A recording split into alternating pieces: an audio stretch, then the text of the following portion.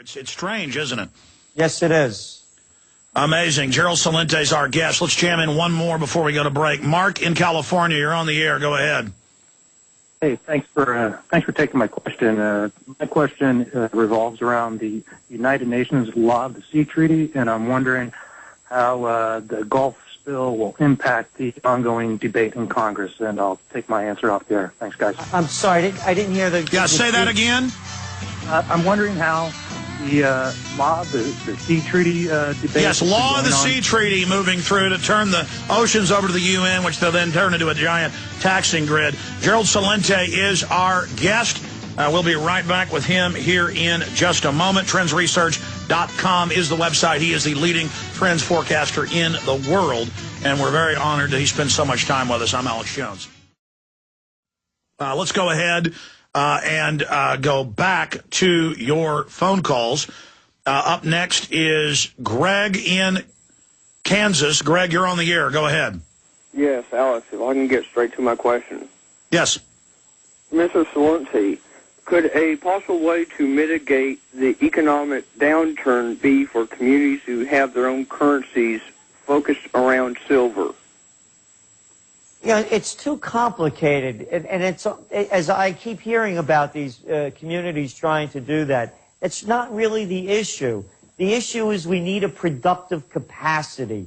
We have to make things. We're 300 million people strong, and they've put it in our minds that we are unable to manufacture and do business with each other. Well, plus humans aren't happy unless they're digging in the dirt or working on things or hammering nails. We're meant to build things. We're meant to pick apples. We're meant to pick figs. We're meant to be out getting chicken eggs. We're supposed to be out there working. Exactly. We've gone from a nation of craftsmen and manufacturers to clerks and cashiers. Think of the word service sector. Try servitude. How about serf? Does servant fit in well? That's what they've done to this country. So the productive capacity that we see, once again, current events form future trends. We have this atrocity going on in the Gulf of Mexico.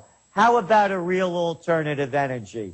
We spent $22 billion in today's currency to develop the atom bomb and build Los Alamos. If they were putting the energy and intelligence into having an alternative energy, that could be the kind Well, Gerald, it's like Raiders of the Lost Ark, as you know. They've got warehouses full of it. MIT, a decade ago, developed a type of cheap solar panel that's just metal that could produce enough power to power every home, you name it, and the World Bank bought it, even though taxpayers paid for it, and isn't letting anybody have it. It is a fact. They are suppressing, as you know, just the Valhalla of energy because they want us dependent on them. Exactly. And the other point is, look what got us out of the 1990s recession. It's simple. It was a productive capacity. The Internet revolution. I mean, here we are on Skype. Look at how the world changed since the mid-1990s. Products were invented, designed, manufactured.